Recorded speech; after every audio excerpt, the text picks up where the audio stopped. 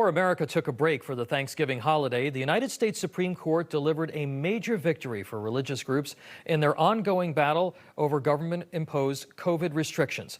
The court rejected some limits on attendance in houses of worship in New York City, which had been hit hard by the virus.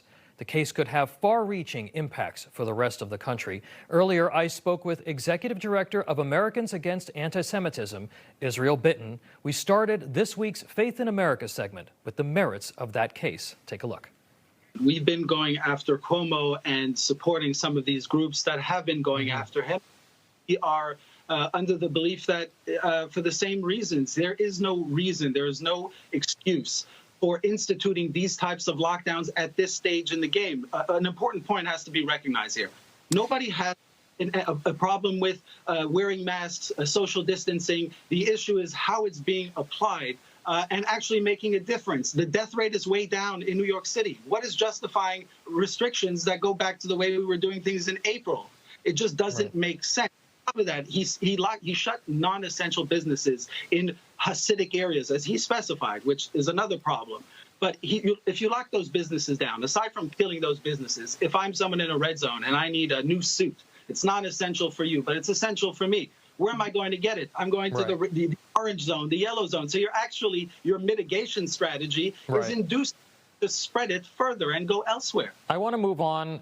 You're the executive director of Americans Against Antisemitism, and we've seen a rise in violence against Jewish Americans across the country. Your website quotes the Islamic reformer Maajid Nawaz in saying that, quote, anti-Semitism is the most dangerous form of racism because it has the capacity to unite the fascists of the far left, the far right, and Islamic extremes.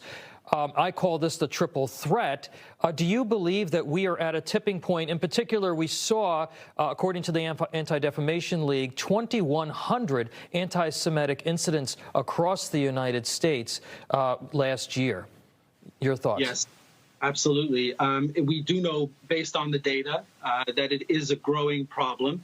But the real issue here is that it's not just a growing problem. If we look at the FBI statistics on hate crimes, the number one group the number one targeted group by religion have been the Jews since they started reporting in 1996. It has not changed. So the real question here is not about, anti-Semitism is skyrocketing. What are we going to do about it? The question is why no one has actually stopped to recognize, just to pause and say, we have a major issue here. Here's one group being so disproportionately targeted year after year after year. And yes, there are 20% increases year over year, 30% increases. A lot of it is property damage. There are mega attacks that have happened as well in synagogues. But the point is, this is not really actually new. It is getting worse and more overt because we have in Congress that give license to people to say whatever they want about Jews. So Jews are no longer, we cannot be seen as victims. We are not victims. You're talking about the squad. You're talking about people at a certain corners of our politics that,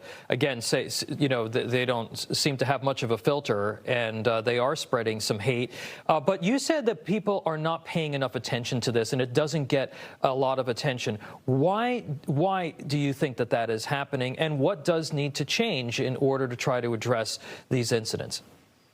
So I think the reason why that's happening is specifically what Maajid was pointing to. There's a nexus. When it comes to anti-Semitism, it's like these sides that hate each other normally, far right, far left, they don't agree on much except for hating Jews. They come at it from slightly different angles, but it's one big cesspool. So it's a very different type of hate, and that needs to be recognized in order to be able to try and combat it. Now, I don't think there are magical solutions. There are haters at all levels and places in society, but we have to demand better. It used to be that you couldn't just hang around in Congress if you were a hater, but we're seeing the double standard where we want consistency. If someone cannot get away with saying something racist against any other group, then it shouldn't be any different when it comes to the Jews. But we do see a very big difference. We've seen it with all those NFL players several months ago who made comments against the Jews that, could have come directly from Farrakhan. They got barely reprimanded. Things that if it was, someone saying anything like that against a black player or Muslims or any other group, which nobody should be targeted, we want the same exact treatment, but we're not getting it. It's being overlooked. Jews are just, control everything, so we can't be victimized, and therefore it's open season on the Jews. And someone like Cuomo, and going back to New York, that's what he was fueling. I don't believe he's an anti-Semite, but you know what? It doesn't mean that you can't do just as much damage and give them all the fuel they need. When for a rate, he's saying, literally, in his words, it's the Hasidics and the Orthodox that are getting and spreading the virus, nobody else. And it's happening in synagogues, even though the CDC showed that it's happening in your home. Family is the number one spread, not synagogues or churches. Israel Bitton, Executive Director of Americans Against Antisemitism. Thank you so much for joining us. Coming up.